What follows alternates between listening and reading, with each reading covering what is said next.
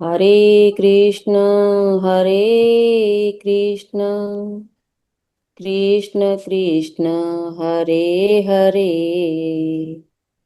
हरे राम हरे राम राम राम हरे हरे हरे कृष्ण कृष्ण कृष्ण कृष्ण हरे हरे हरे राम हरे राम राम राम हरे हरे। श्लोक नंबर 31 और 32। निमित्तानि च पश्यामि विपरीतानि केशवः न च श्रेयो अनुपश्यामि हत्वा स्वजनमाहवे।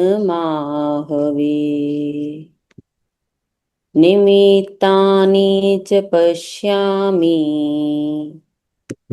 विपरीतानि केशवः न च श्रेयो अनुपश्यामि हत्वा स्वजनमाहवे। न काङ्क्षे विजयं कृष्ण न च राज्यं सुखानि च किं नो राज्येन गोविन्द किं भोगे जीवितेन वा। न काङ्क्षे राज्यं कृष्ण न च राज्यं सुखानि च किं नो राज्येन गोविन्द किं भोगे जीवितेन वा। Thank you. Thank you Poonam ma'am. Thank you. Song of spirit,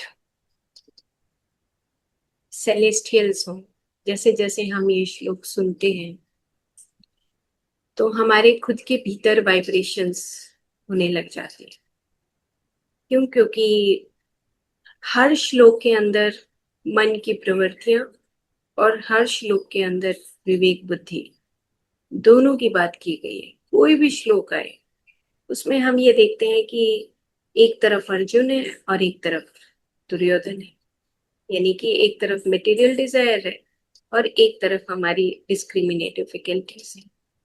और हम इसी द्वंद में पूरा जीवन बिता देते हैं। हम उसमें क्लैरिटी नहीं ला पाते कि हमें करना क्या है। युद्ध के बीच में खड़े रहते हैं, यानी कि दोनों सेनाएं हैं और उसके बीच में हम खड़े रहते हैं और ये निश्चय नहीं कर पाते कि हमें करना क्या है। जैसे अर्जुन यहाँ पर भगवान कृष्ण को कह रहे हैं कि मैं ये सारी दोनों तरफ की सेनाओं को देखकर, दोनों तरफ के अपने सगे संबंधियों को देखकर मेरा मुख सूख रहा है, मेरे शरीर कांप रहा है, मैं निर्बल हो रहा हूं। तो इस श्लोक में वो ये कह रहे हैं कि मुझे कुछ भी अच्छा नहीं लग रहा है। हे केशव, हे कृष्ण, और मैं इस युद्ध में अपनों की हत्या करके कैसे मैं खुश हो सकता हूँ। मतलब यहाँ पे अब वो इंद्रियों की बात कर रहा है कि मैं अब इस युद्ध में अपनों की हत्या करता हूँ तो मुझे ये बिल्कुल अच्छा नहीं लग रहा है।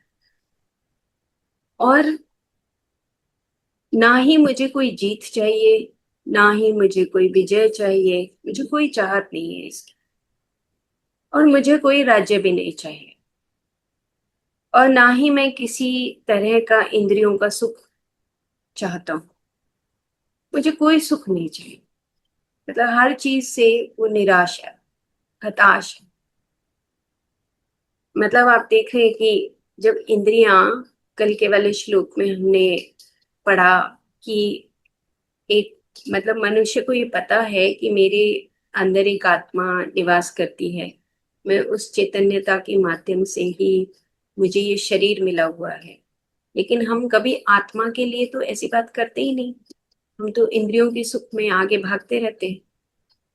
और अब अगर उनको मरना पड़ रहा है, इंद्रियों की प्रवृत्तियों को, इंद्रियों के सुख को मारना पड़ रहा है, तो हम हताश हो रहे हैं। मतलब एक साधक हताश होता है कि अच्छा, अब मुझे कुछ अच्छा नहीं दिख रहा है ना, और मुझे कोई जीत नहीं चाहिए, कोई विजय नहीं चाहिए, कोई चाहत नहीं है, मुझे कोई राज्य नहीं चाहिए। तो अब एक साधक उस आत्मा को, उस स्पिरिट को, मतलब केशव को, सारथी को बोल रहा है कि वो आत्मा, मुझे तो ये जो परिणाम है इस युद्ध का, उसमें मुझे कोई लाभ दिखाई नहीं दे, कोई फायदा नहीं है इसका, कि मैं अपनी इंद्रियों की प्रवृत्तियों का या इंद्रियों के सुख की, या मैं अपनी इन आदतों की हत्या करूं, मुझे तो कोई भलाई नजर नहीं आ रही। मेरा मन कह रहा है कि मैं इन सेंस, यानी कि जो प्लेजर्स हैं, जिन इंद्रियों के सुख से मैं आगे बढ़ रहा हूं, मैं उनको नष्ट ना करूं। तो मतलब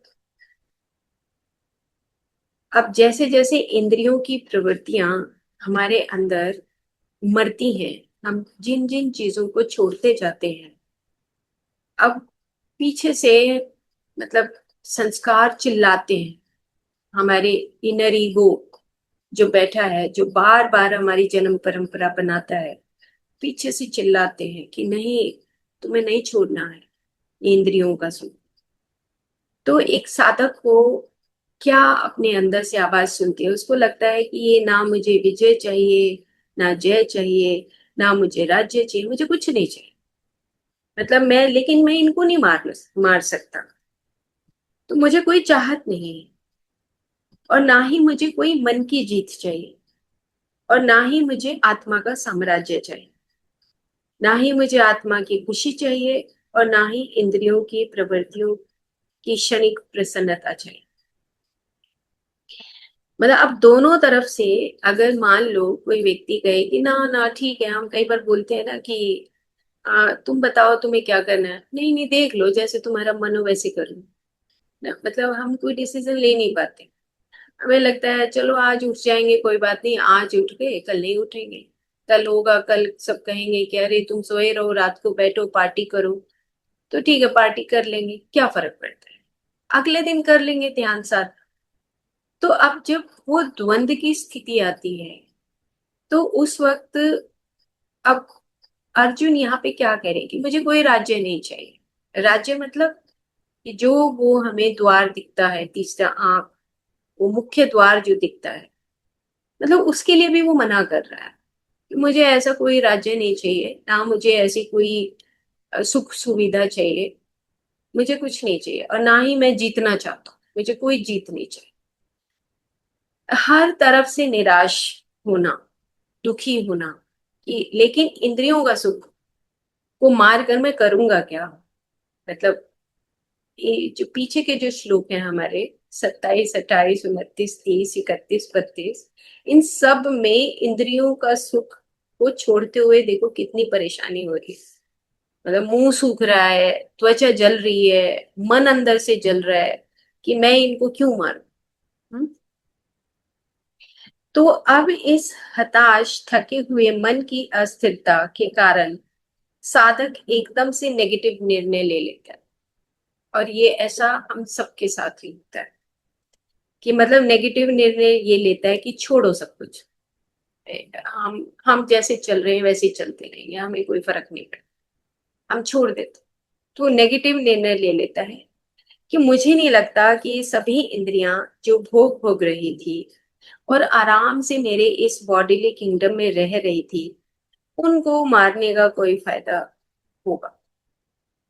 तो अब एक साधक अपने अंदर ही अपने आप से ही बात कर रहा है और ये बात करते करते उस हायर स्पिरिट को, उसको भी सुना रहा है कि मुझे नहीं लगता कि सभी इंद्रियां जो भोग रही थी और जो आराम से रह रही थी उनको मारने का कोई फायदा हो। मुझे तो नहीं दिखता है ऐसा। तो उसको अंदर ही अंदर ये महसूस होता रहता है, मेरी कोई चाहत नहीं है किंगडम ऑफ कॉस्मिक कॉन्शियसनेस की।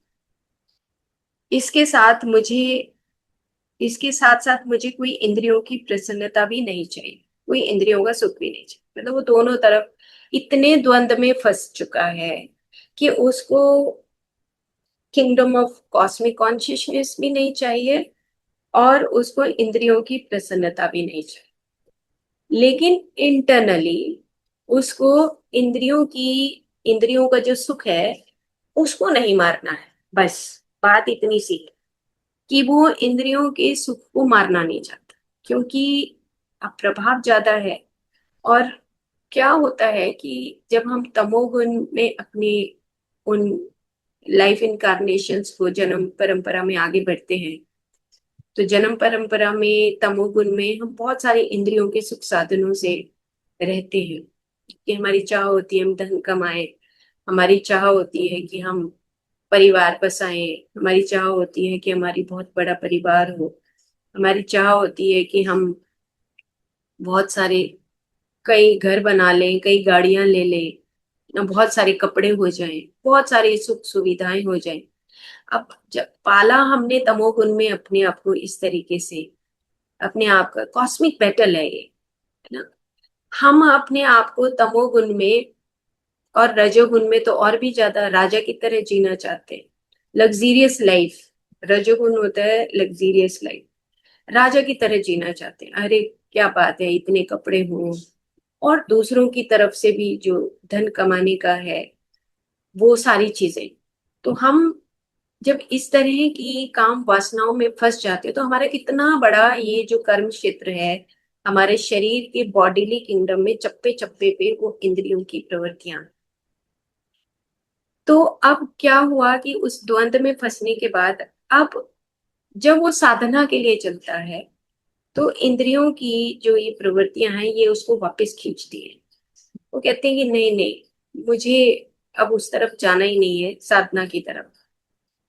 तो जो साधक है वो बेसुध होकर उस दुख भरी स्टेट में, मतलब वो मुड़ जाता है, निराश हो जाता है और एक नेगेटिव जो उसका रास्ता है उसको अपना लेता है। वो निश्चय कर लेता है कि अब नहीं, मैं कुछ नहीं कर सकता। जैसे यहाँ पे अर्जुन जो है वो ये कह रहा है कि मुझे तो कोई कुछ नहीं चाहिए, मुझे ना राज्य चाहिए, ना मुझे खुशी चाहिए, ना मुझे कोई जीत चाहिए, मुझे कुछ नहीं चाहिए, क्योंकि मैं अपनी उन इंद्रियों, मतलब मैं अपनी उन कजन्स को मार नहीं सकता, मैं अपने परिवार के सदस्य को मारना नहीं चाहता।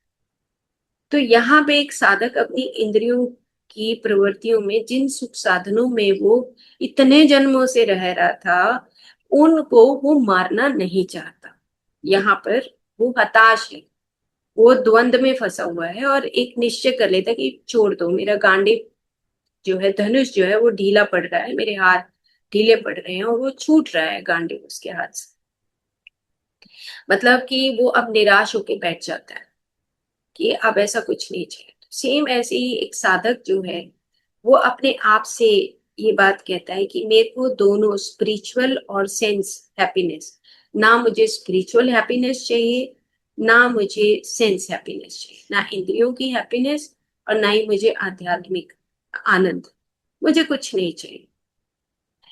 तो मुझे जो कॉस्मिक कॉन्शियसनेस का जो पोजीशन है वो भी मुझे नहीं चाहिए, और अगर ये मिलता भी है तो भी मैं ना लूं इसको।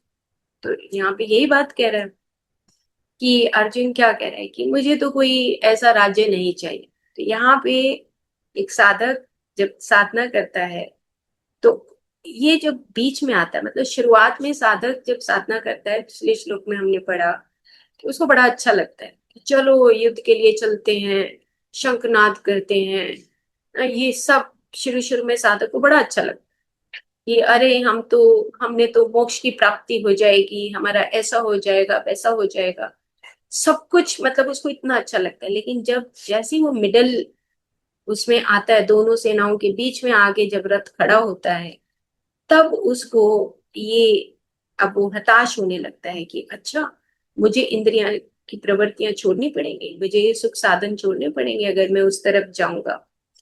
तो अब वो कहता है मुझे नहीं चाहिए, क्योंकि ये मेरी ये प्यारी इंद्रियों की प्रवृत्तियों की जो आदतें हैं, जिनको मैं इतने लंबे समय से अपने एक इस cosy home of life, word लिखा है यहाँ, कि मैं इतने आराम से एक कोजी अपने कंफर्ट जोन में मैं रह रहा था इतने लंबे समय से, तो मैंने जिसको अपने जीवन में बसा रखा था, मैं इनकी मृत्यु नहीं करना चाहता। देखो अब, और ये मैं इनकी मृत्यु नहीं करना चाहता।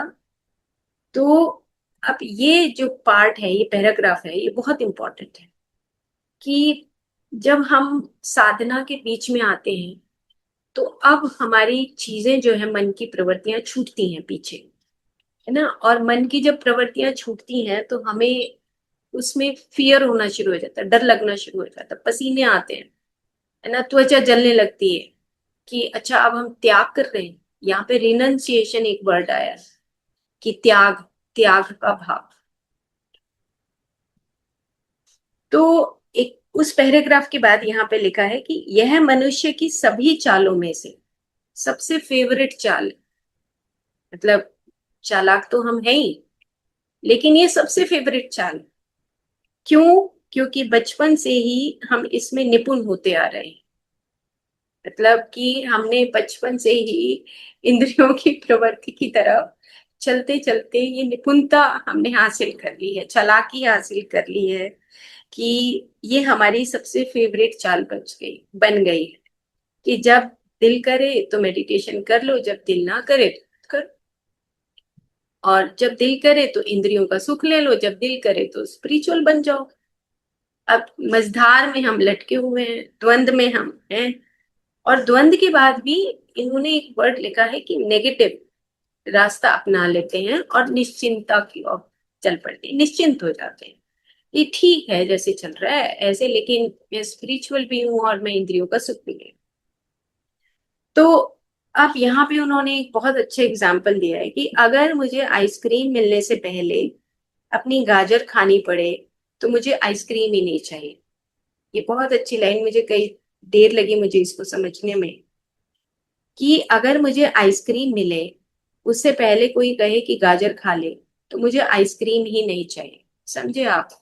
नहीं, मतलब अगर हमें एक एक साधक को वो दरवाजा दिख रहा है, उसको एक थर्ड आई दिख रही है, उसको वो रास्ता दिख रहा है, लेकिन उसके बीच में इंद्रियों की प्रवृत्तियां आ गई, इंद्रियों का सुख आ गया,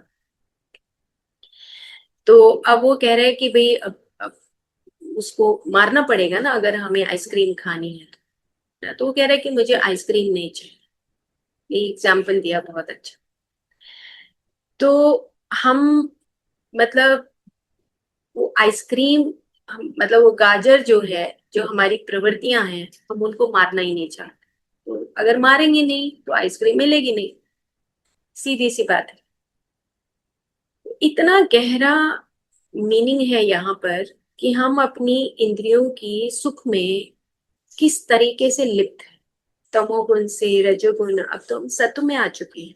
भगवत गीता वही सुन सकता है जो सत्व में प्रवेश कर सकता है, जो सत्व में उस उस पर्टिकुलर टाइम मोमेंट में वो सत्व में जी रहा है। ऐसे भगवत गीता समझ नहीं आ सकती किसी हालत। तो हम उस सत्य की पोर्टल को खोले हुए हैं आज के डेट। और ये जो सत्य का पोर्टल है, यानी कि जो कॉन्शियसनेस की जो ओपनिंग है, ओपनिंग गेट है, हम बहुत बहुत लकी हैं कि हमें महाअवतार बाबा जी की भगवत गीता मिल रही है सुनने के लिए, डिस्कस करने के लिए।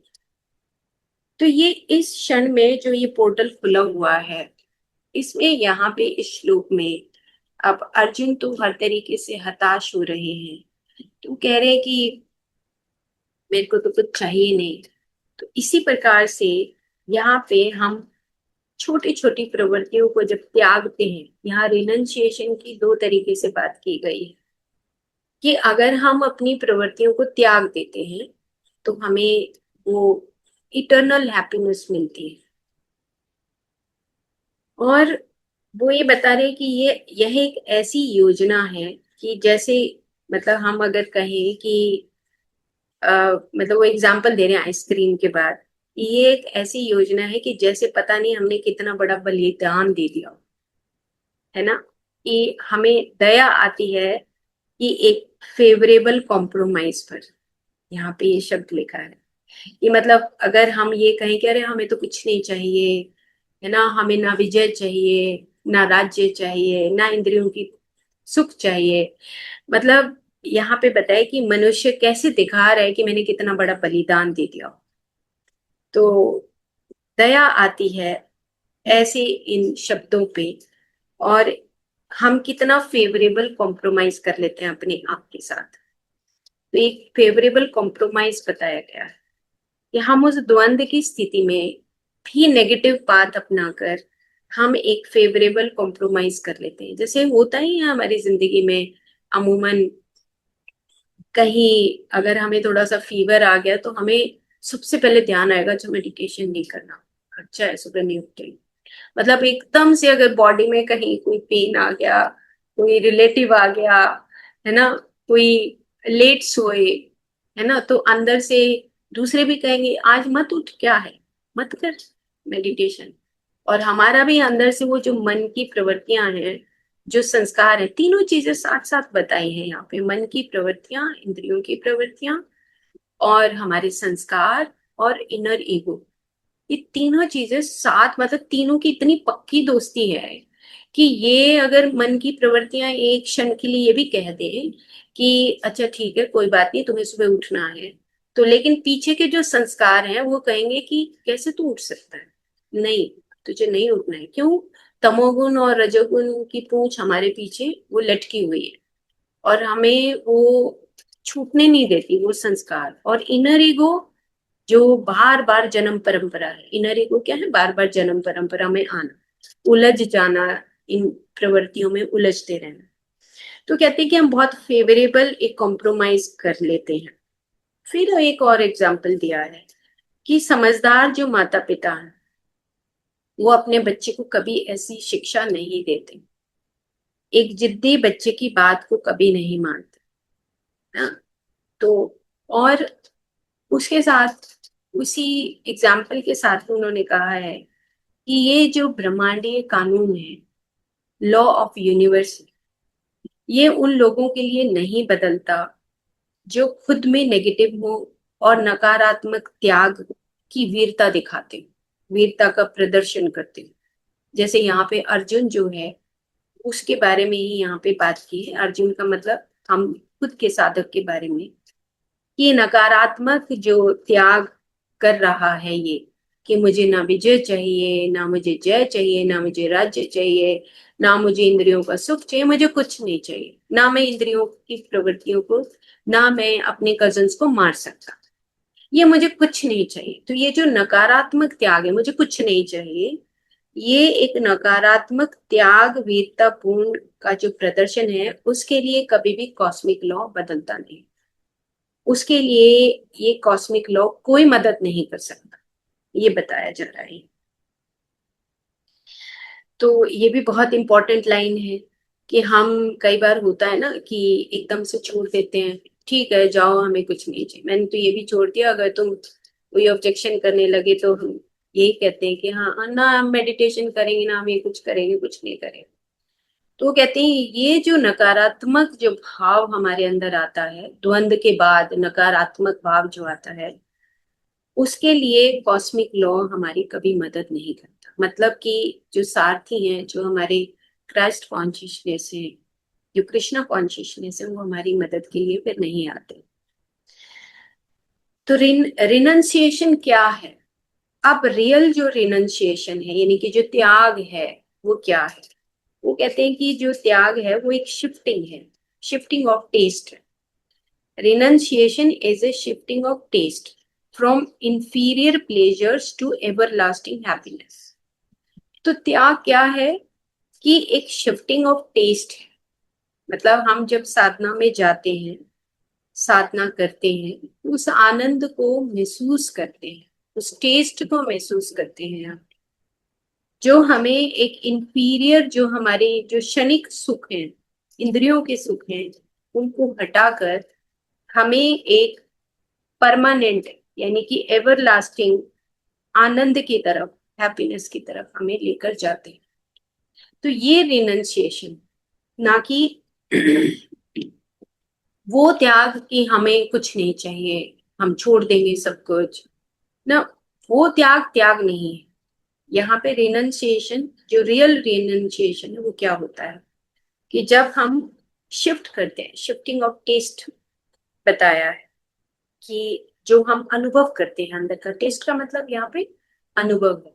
कि जैसे हम ध्यान साधना में बैठे, कल परसों हम जो अखंड ध्यान करेंगे, तो उस जब हम ध्यान साधना में अभी पीछे भी जो हम कर रहे हैं, तो उसमें हमें टेस्ट महसूस होता है, रस आता है कि अरे हमें 2 घंटे बैठना है, हमें अंदर से अपने आप के बारे में जानकारी लेनी है। वो जो आनंद की स्थिति है, वो एक शिफ्टिंग ऑफ टेस्ट है from inferior pleasures to everlasting happiness की तरफ। तो इस तरीके की जो नकारात्मक जो भाव है, हताश, त्याग है, जो छोड़ना है, वो सिर्फ ध्यान में नहीं होता। ध्यान ध्यान में नहीं होता, बल्कि बाद में जब हम डीप मेडिटेशन में जाते हैं, तभी भी ये सीढ़ी हमारे सामने आती है। मतलब बहुत बार ऐसी द्वंद की स्थिति आती है कि जिसमें हम उस जो ये नकारात्मक भाव है, ये बार बार हमारे पास आता है कि छोड़ देते हैं, कोई फायदा नहीं, छोड़ देते हैं। कभी कोई मिसहैपनिंग ऐसी हो गई, कभी कोई कष्ट आ गया, तो हम मेडिटेशन को छोड़ देते हैं। तो यहाँ पे ये कह रहे हैं कि सिर्फ एक सिंपल मेडिटेशन में ऐसा नहीं होता, जब हम डीप मेडिटेशन में जाते हैं तभी भी ऐसा हमारे साथ घटित होता है। क्यों होता है ऐसा डीप मेडिटेशन में? क्योंकि एकदम से हमारे पुराने संस्कार हावी हो जाते हैं और हमारी बेचैनी बढ़ जाती है, और ना ही उसको इंद्रियों की खुशी मिलती है, और ना ही उसको भीतर का आनंद मिलता है। क्यों? क्योंकि जो पुराने संस्कार हैं वो हावी होने लगते हैं। तो डीप मेडिटेशन में हम जैसे जैसे जाएंगे, तो ये भी हमारे लिए एक परीक्षा आएगी कि इस तरह के जो पुराने संस्कार हैं, वो हमारे ऊपर कभी कभी हावी हो सकते हैं। ये भी यहाँ पर उन्होंने एग्जाम्पल दिया। और अगर एक साधक इसी प्रकार से उलझा रहे, तो वो अपने आप को इस जाल से कभी भी मुक्त नहीं कर सकता। और फिर क्या होता है, मान लो हम अब कितने सारे श्लोकों में, अभी वो रथ जो है वो बीच में ही खड़ा है ना, तो अब वो जाल में फंसा हुआ है। जो स्पाइनल कॉर्ड है, उसके अंदर ये दोनों चीजें हैं, युद्ध क्षेत्र है, और दोनों, एक तरफ जो हमारी मन की प्रवृत्तियां, एक तरफ हमारी विवेक बुद्धि की वृत्तियां हैं। अब वहां पे वो इस द्वंद में फंसा है कि मुझे तो कुछ चाहिए नहीं। तो वो यहाँ पे ही बता रहे हैं कि अगर वो इस जाल से बाहर ना निकले, वो इस जाल में ही फंसा रहे, तो उसका आध्यात्मिक जीवन रुक जाता है और अंत में उसकी मृत्यु हो जाती है। ये भी बहुत इंपॉर्टेंट पार्ट यहाँ पर बताया है कि अगर हम उस जाल से नहीं निकल पाते, यानी कि अब क्या हुआ, उदाहरण के तौर पे हमारा ये जीवन है, हम इस जीवन में जब तक मेडिटेशन में नहीं आए, जब तक तो हम इंद्रियों की प्रवृत्तियों में उलझे ही होते हैं। लेकिन अब मेडिटेशन में आ गए, इवन देन भी हम इंद्रियों की प्रवृत्ति में उलझे, और वो इंद्रियों की प्रवृत्तियों में जो उलझे हुए हैं, उनसे बाहर नहीं निकल पा रहे। तो बाहर नहीं निकल पाएंगे, नहीं निकल पाएंगे, हम हताश हो जाएंगे ना, हम ढीले पड़ जाएंगे ना, हमारा शरीर जलने लगेगा, मन जलने लगेगा। तो जब हम इंद्रियों की प्रवृत्तियों को नहीं छोड़ रहे हैं, तो आध्यात्मिक जो ग्रोथ है, वो हमारा जो स्पिरिचुअल ग्रोथ है, वो रुक जाता है। और अंत में ये जो जीवन है, ये आगे तो मृत्यु होती है, तो ये आध्यात्मिक ग्रोथ रुकी हुई ही रहती है, क्योंकि हम इंद्रियों की प्रवृत्तियों को छोड़ ही नहीं पाए। जैसे कल यहाँ पर भी इस श्लोक में भी उन्होंने एक एग्जाम्पल दिया है कि जैसे जैसे एक साधक अपनी साधना करता है और इंद्रियों की प्रवृत्तियों को छोड़ता है, फिर से ये एग्जाम्पल यहाँ पे रिपीट किया है कि जैसे हम वीड्स को यानी कि खरपतवार को हटाते हैं तो पूरा बंजर जमीन दिखती है। तो यहाँ पे रिनंसिएशन का मतलब ये बताए कि ये कोई एंड नहीं है। रिनंसिएशन कि अच्छा मैंने इंद्रियों का त्याग कर दिया तो ये एंड हो गया ना। वो ये कह रहे हैं कि तुम करके तो देखो एक बार, इंद्रियों के त्याग करने के बाद तुम्हें बंजर नजर आएगा लेकिन वो बंजर नहीं है। ये कह रहे हैं यहाँ पर कि वो बंजर जमीन नहीं है। वो इंद्रियों का त्याग जब हम करते हैं तो हमारी स्पिरिचुअल ग्रोथ आगे बढ़ती है। फिर हम उस मृत्यु की तरफ नहीं जाते, फिर हम वो सेल्फ रियलाइजेशन की तरफ जाते हैं, मोक्ष की तरफ जाते हैं।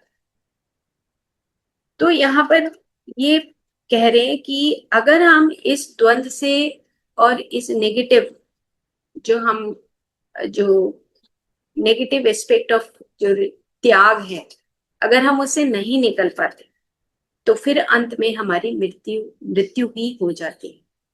और अगर हम लगातार प्रयास जारी रखते हैं तो फिर उसके लिए ये सिर्फ एक क्षणिक रुकावट ही है। मतलब कुछ देर के लिए द्वंद आया, कुछ देर के लिए इंद्रियों ने हमें रोका, लेकिन हम उससे आगे चले ध्यान साधना। तो लगातार जब हम ध्यान साधना करते हैं तो हम इंद्रियों की प्रवृत्तियों की ये जो क्षणिक रुकावट है इससे आगे बढ़ जाते हैं।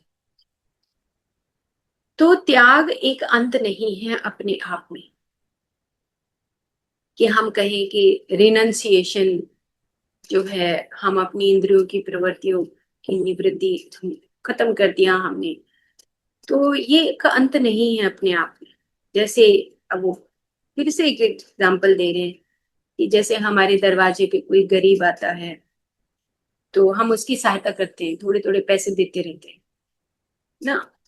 लेकिन वो पैसा कितनी देर उस गरीब इंसान को काम आता है? कुछ समय के लिए उसकी पोजीशन ठीक हो जाएगी, फिर हमने थोड़े पैसे दे दिए, फिर कुछ समय के लिए ठीक हो जाएगी। लेकिन अगर वो पैसे नहीं लेता है तो उसका जो ये त्याग है, ये त्याग बाद में उसके भाग्य को बदल देता है। जो त्याग है, जो तप है, उसके भाग्य को बदल देता है। लेकिन हम यहाँ पे क्या करते हैं कि छोटी छोटी जो सुख साधन में उलझे रहते हैं ना, और हम उनको उन्हीं को बीज बनाते रहते हैं और वही बीज अंकुरित होते रहते हैं। यानी कि इंद्रियों का सुख, कि इंद्रियों के सुख में थोड़ा थोड़ा सुख हम डालते रहते हैं, थोड़ा थोड़ा दाना उनको डालते रहते हैं, और वो दाना जो है वो अंकुरित होता रहता है और उसी में हम अपनी जिंदगी को बिताते रहते हैं। और उसके बाद फिर अंत में हमारी आध्यात्मिक जो ग्रोथ है वो रुक जाती है और अंत में हमारी मृत्यु हो जाती है। तो इसी प्रकार से जो एक साधक है वो अपनी साधना को छोड़कर इस इंद्रियों के सुख की चाह में उलझ जाता है और उन्हीं को खुश करता रहता है। तो फिर उसको कभी भी एवर लास्टिंग जो हैप्पीनेस है वो उसको कभी भी प्राप्त नहीं होती। तो गॉड रियलाइजेशन क्या है? गॉड रियलाइजेशन है कि हम अपनी जो हमारी इंद्रियां हैं उसके ऊपर दया दिखाना छोड़ दें। मतलब सेंसरी पेटियंस बोला है, पिटी पिटी। मतलब हम अपनी इंद्रियों के ऊपर इतनी दया दिखाते हैं, इतनी दया दिखाते हैं, उसके ऊपर इतना दया भाव आता है कि हम ये सोचते हैं कि चलो हम तेरे लिए ही समर्पित हो जाते हैं। मतलब त्याग बोला है यहाँ पे कि दया भाव जो ही इतना आता है। लेकिन अगर ऐसा चलता रहता है तो वो कभी भी एक स्पिरिचुअल ग्रोथ या आनंद को प्राप्त नहीं कर सकता। तो फिर से रिनंसिएशन की बात की है उन्होंने कि ऐसे डरो मत। एक साधक को एक स्पिरिट जो है, वो स्पिरिट जैसे अब वो अर्जुन बोल रहे हैं भगवान कृष्ण, तो इसी तरह वो जो स्पिरिट है वो उनको बताती है कि जो रिनंसिएशन जो है उसके लिए जो त्याग है, मतलब इंद्रियों की प्रवृत्तियों का जो त्याग है, ये सिर्फ एक blank state of final statement नहीं है कि सिर्फ एक बंजर जमीन दिख रही है और बंजर जमीन है तो अरे हमारी तो पूरी जिंदगी खराब हो गई, जिंदगी ही इंद्रियों की प्रवृत्तियों को अगर हम छोड़ते हैं तो हमारी जिंदगी बंजर हो गई, खालीपन हो गया जिंदगी में, मन खाली हो गया, इस तरह का।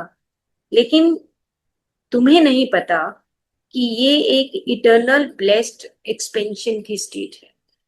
तुम नहीं जानते इस बात को कि ये इटर्नल ब्लेस्ड एक्सपेंशन की स्टेट है। तो यहाँ पे इस श्लोक की समाप्ति ये होती है कि जो परसिविरेंस है, उन्होंने एक शब्द लिखा है कि बार बार प्रयास करना, बार बार प्रयास करना, कभी भी हताश नहीं होना।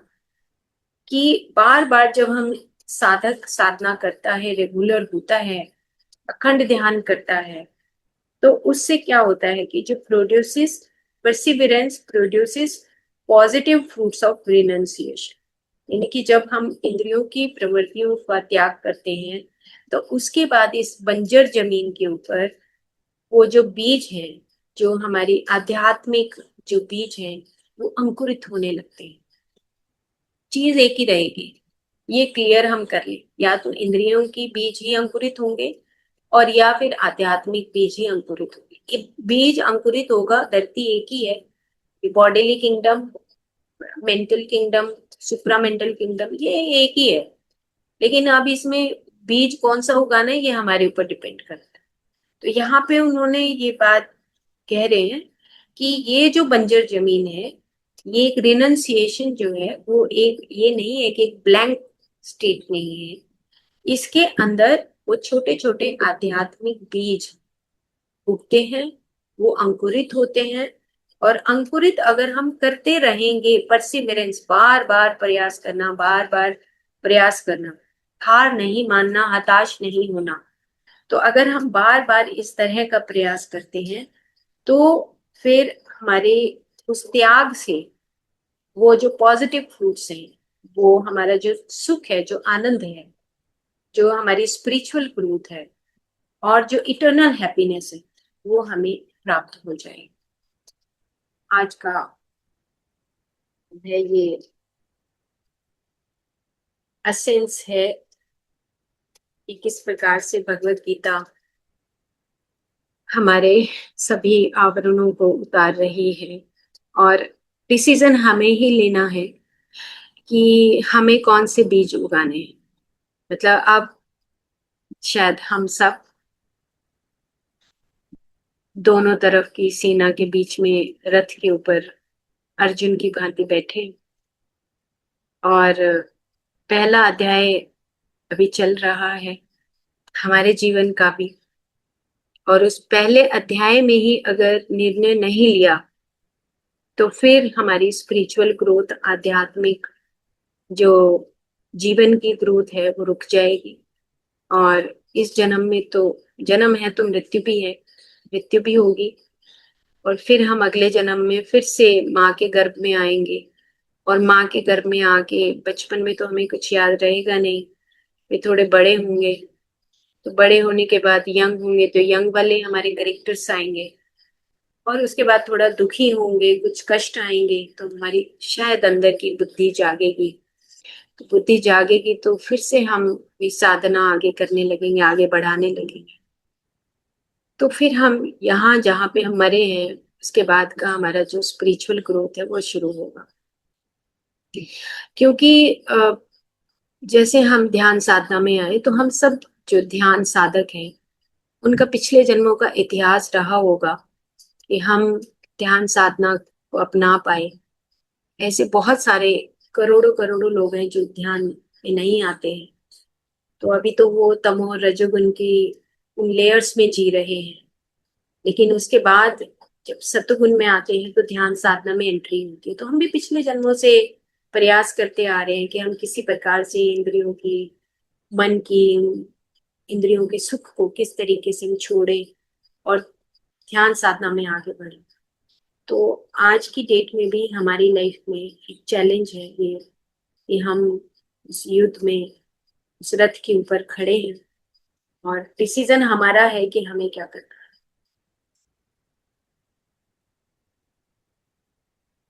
Thank you. Thank you ma'am, thank you. Thank you ma'am. Thank you ma'am. Thank you ma'am, thank you, thank you शुक्रिया। Ma'am. Thank you ma'am, thank you. विजयी होना है ma'am. Thank you ma'am. Thank you. अब तो ऐसे लगता है एक के बाद एक, जैसे क्वेश्चन हमारे ऊपर से ना, एग्जामिनेशन हॉल में बैठे हैं, सोचते हैं कि ये क्वेश्चन तो आज का डेट का ये क्वेश्चन है और इसमें आज पूरा दिन अवेयरनेस से रह के इसको पार करना है। ठीक है। मैम इतनी जोर जोर से बॉल आती है ना हर एक घंटे में, मतलब कि उसको एंजॉय कर रही हूँ। फिर फिर लुढ़क जाती हूँ, फिर कहती अरे ये क्या किया तूने, तो ये प्रॉमिस किया था सुबह, अभी तो है ना, और ये फिर हो रहा है नहीं, अब बिल्कुल अटेंटिव और पूरा है ना, और ऐसे बैठते हैं, फिर से हो जाता है मतलब कि अभी ये चीज हो रही है, पर ये है कि उसको एंजॉय भी कर रही हूँ मैं। मैं अपने ऊपर ना, कल मैं शाम तक ऐसे सोचते थे, अपने ऊपर ही एक कहानी सी याद आ गई, छोटी सी बताती हूँ। कि मैं क्या, मेरी हालत वो हो रही है कि जैसे एक बड़ा तगड़ा इंसान था, पहलवान, और एक कमजोर सा आदमी, पंगा ले लिया जी, झगड़ा। ठीक है ना। अब कमजोर आदमी अपने आप को पहलवान समझ रहा है और कहता है अब की बार तू मार के दिखा थप्पड़, मैं तेरे को देख लूंगा। वो पहलवान एक मारता है थप्पड़ है ना, फिर कहता है नहीं अब की मार के दिखा वो फिर मार देते हैं। तो अपना तो हाल वो हो रहा है कि पंगा ले लिया जी अब पढ़ रहे हैं चाटे और अगर बाज नहीं आ रहे, क्या हुआ अब की बार देखते हैं अब की बार देखते हैं। हाँ, आप देखो पीछे के संस्कार फिर से आके खड़े हो जाते हैं। तो इतना हंसी भी आती है खुद पे, और ये कहते हैं नहीं नहीं अब की बार देखते हैं, अब की बार तो मैं अब की बार तगड़ी होके आई हूँ बिल्कुल तो बिल्कुल। ये चीज आ रहा है जी